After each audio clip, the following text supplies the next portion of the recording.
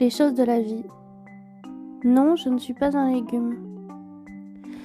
Je suis tombée ce matin sur la page de mon association où je suis membre du conseil, le commentaire d'une maman qui a écrit, je cite, « Ce soir, les enfants ont vidé leur sac. Ils m'ont dit que notre vie n'est plus la même à cause de la myasthénie. Avant, on avait une maman et maintenant, on a un légume. Oui, un légume, c'est ce que mon fils de 7 ans m'a dit.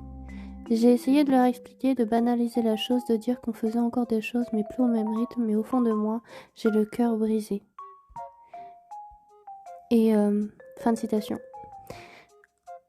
C'est toujours assez émouvant de lire ce genre de commentaires, ce genre de mots qui font mal, qui font mal. Et effectivement, c'est de la pédagogie à faire avec ces enfants.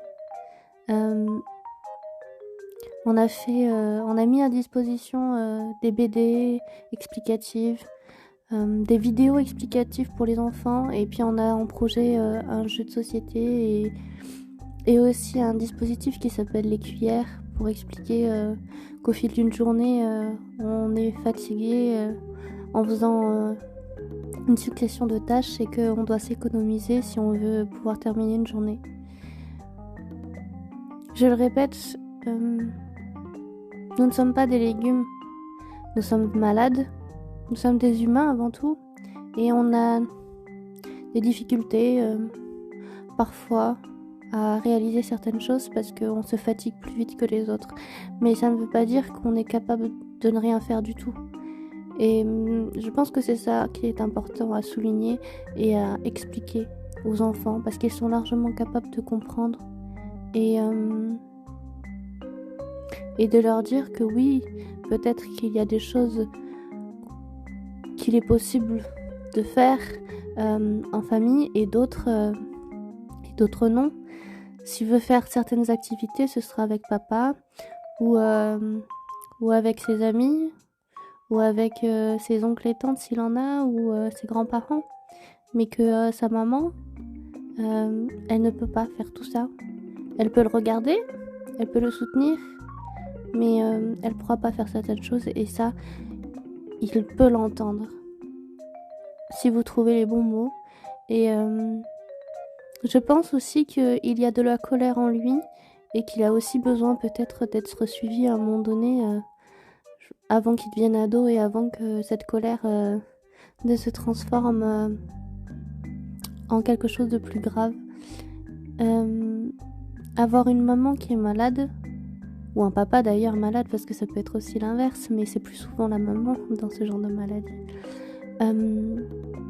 C'est de lui dire que sa maman elle est humaine, que sa maman elle fait tout ce qu'elle peut, elle fait le maximum et que tous les jours c'est un combat, que tous les jours elle fait ce qu'elle peut et elle fait de son mieux et que au contraire au lieu d'être en colère contre elle, eh bien il faut lui dire qu'il doit être fier de sa maman, il doit être fier que elle fasse le maximum pour la vie de la famille, pour tenir la maison.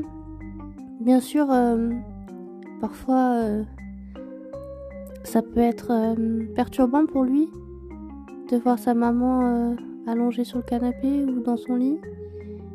Mais sa maman, elle a, elle aussi, pas envie que son fils la voie dans cet état-là. Et de lui expliquer que ça lui fait mal en fait, que ça fait mal d'entendre des choses comme ça de la part de son propre enfant et que le soutien il doit être dans les deux sens, que vous pouvez être une équipe en fait.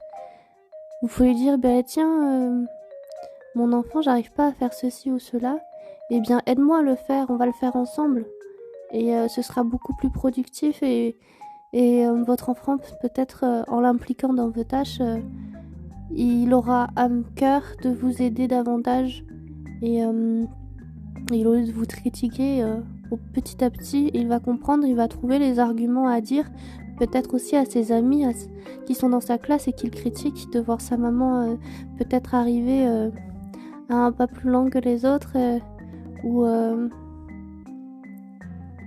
ou tout simplement donnez-lui aussi du papier, des crayons, des feutres, qu'il dessine en fait ce qu'il ressent, parce que je pense que c'est le fait aussi que ses émotions, elles soient comprimées à l'intérieur de lui et qu'il a besoin de s'exprimer.